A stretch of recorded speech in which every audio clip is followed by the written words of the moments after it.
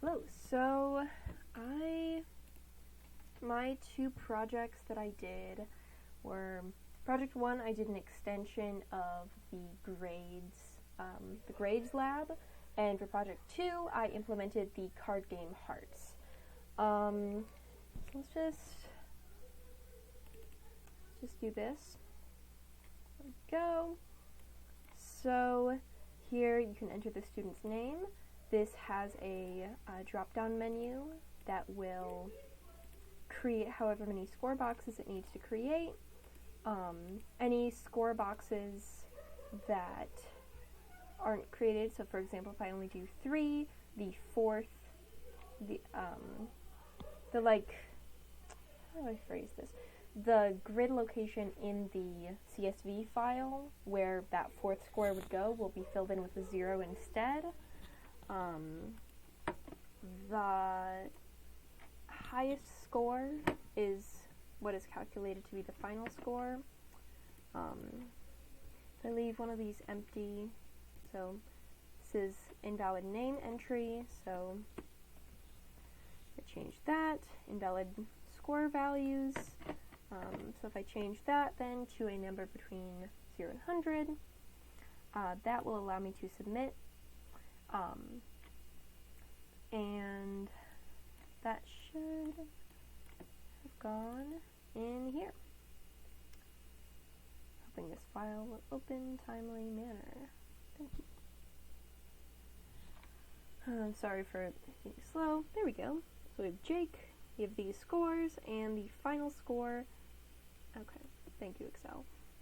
I'd really rather not. So we have this here. I think,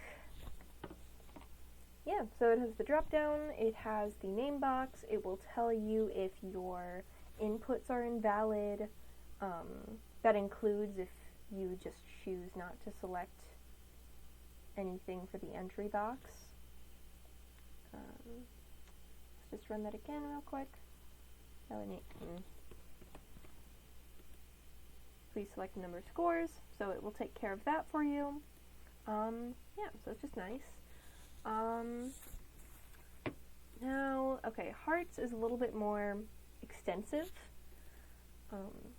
It is there's a lot of code going into that. So we have the game stats, which are per run. So if you were to play a game all the way through and then go to game stats, it would be there. So as long as you don't close this window, it keeps recording game stats. You can see instructions. There is some. So Hearts is a card game, and there is some there isn't consensus on what exact order the passing phases should go in. But the order that I have here is a widely used one, and the documentation matches what I have implemented. So we just have all the rules here.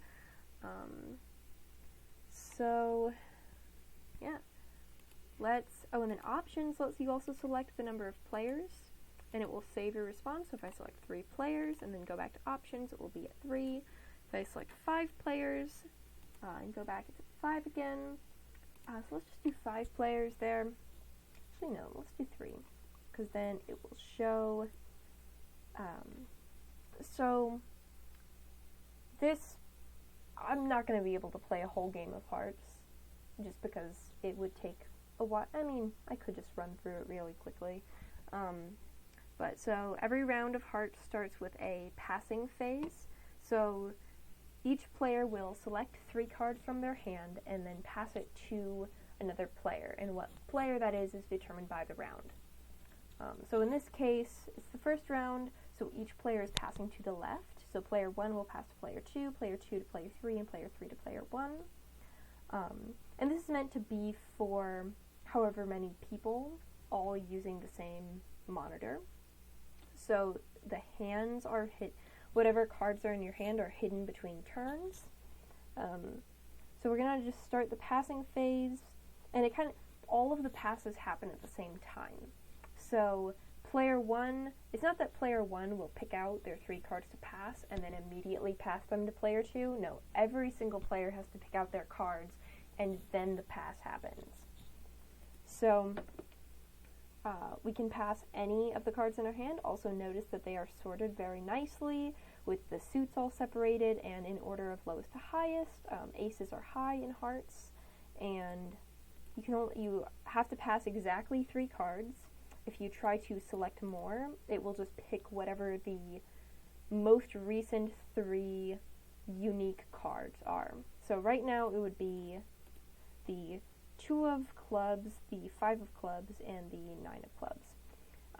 I'm mostly clicking over here because most people pass clubs, but we can also pick whatever cards we like. So right now it would be the 4 of spades, let me just make this really clear, 4 of spades, 7 of spades, and 8 of hearts, and that would get passed to player 2. Now player 2 is going to be passing to player 3. Notice they don't have those cards yet. We're going to pick the 3 of clubs, the queen of diamonds, and the 10 of spades. And then we are going to pick, let's just pick all 3 of these diamonds. So, then once that passing phase is over, whichever player is this is all in the instructions, so all that documentation is there. Whatever player is holding the 2 of clubs starts play. That is the only card that they can play.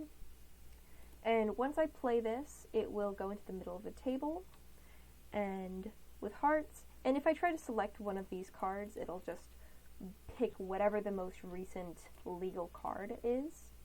So I can click over here as much as I want. It'll still play the 2 of clubs. And once I play it, both of the other players in their next turns have to play clubs if they can. So now notice for player 2, the only cards that they are allowed to play are clubs. Let's have them play the ace of clubs. And then for player 3, we'll have them play the 7 of clubs. Now, one thing to note is that if a player has no clubs in the first round, they cannot play any card worth points. That means the queen of spades or any of the hearts. So we're going to play that 7 of clubs, and player 2 played the highest card within clubs, which is the suit that this trick was started with. So because they played the highest card within clubs, they are going to start our next trick. See player 2.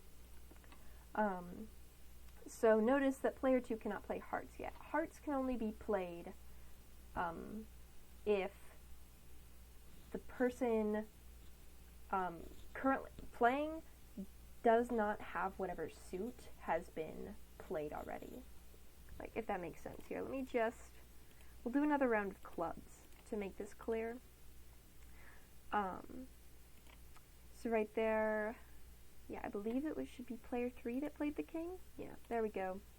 Let's just do clubs one more time, and we'll have player 1 take this hand.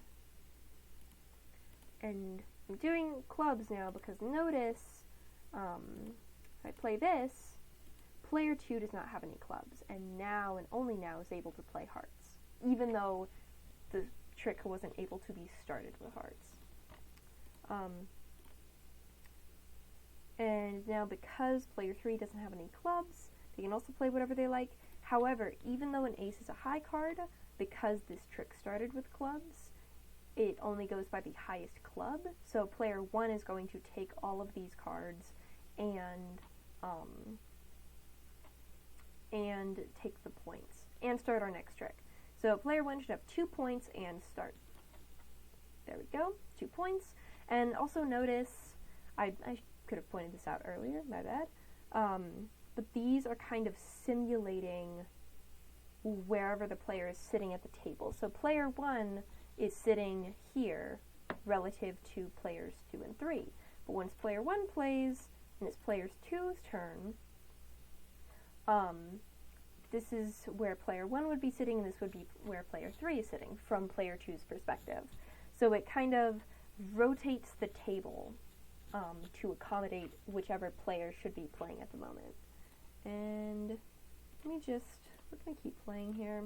I will show you once, I'm realizing I've showed you only tricks that start with clubs, so let's show you a different one. No hearts, so player 2 can play whatever they want. Player 3 has hearts. Let's make them play higher. Let's make them start the next trick. So player 3 took both of those points, the 2 hearts that were in the last trick. And also you may notice that these cards look the same as the ones in their hand, but like if I try to click this, it's not going to work. It will not let me select that. It will only let you select cards from your hand. So I believe this should be player 1 who played that king. Yep, there we go. And this also has, so typically every round has a total of 26 points. The points from the Queen of, here, let's just play the Queen of Spades real quick to show that. Here, let's have player 3 take that. So the Queen of Spades is worth 13 points. Each heart is worth a point each. It's a total of 26 points per round. And that means, and typically people will keep playing rounds until somebody has 100 points. And that is where they will call the game. And I think, is there anything else I need to go over?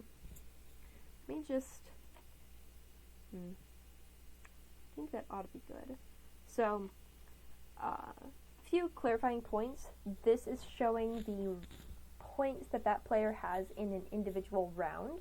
So, after a round is complete, that will get added to a player's point total, and then the round totals will reset. So, even after this round, when the next round starts, player 3 is going to get set back to 0, but that, 15, as of right now, is still being recorded. It's being counted toward their total, reaching 100 points. So, that's not showing. I think the Hearts games that I've played online don't show how many points total everybody has, so that's pretty normal. Let's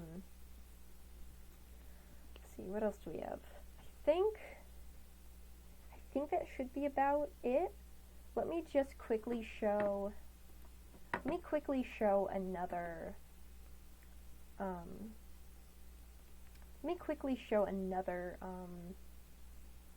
number of players real quick to show how that would work. So it works very similarly. It's this passing phase. So for 4 players, all of the cards get used. For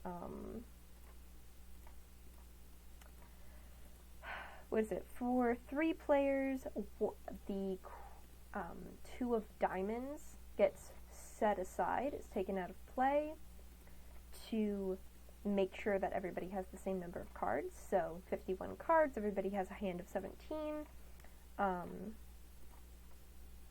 In 5-player hearts, the 2 of diamonds and the 2 of clubs get set aside to make it 50 cards, so everybody has a hand of 10. 1, 2, 3, 4, 5, 6, 7, 8, 9, 10. There we go. And instead of the 2 of clubs starting play, the 3 of clubs starts play. This is a lot. Hearts has silly, rules that are maybe hard to explain succinctly, but let me just show a hand real quick here. Notice the labels rotating, or they're not rotating, the player's rotating, the text is changing. So it should be the King of Clubs, which I believe was played by player 4. Yep, there we go, player 4. Can start with anything but a heart. Start with a diamond. I believe that was a misclick. Let me just quickly confirm that player 4 has a diamond. That would be awkward. Let me just make sure. I think my mouse was a little bit between the cards there.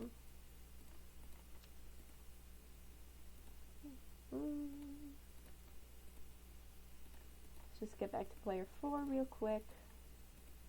Yes, player 4 still has that diamond, so that was me clicking the wrong card there. Okay. Oof, that would don't want a problem like that in my video on how well my code works. Yeah, I think that's about it. Again, let's just go back, just confirm all of these instructions are here. I believe I've included all of the relevant. I got most of these from the I believe it was the bicycle website.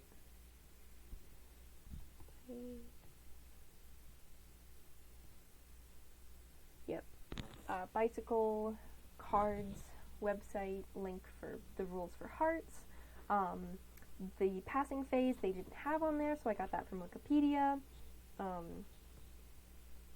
think, let's see, what else do I need to include? Give me one moment.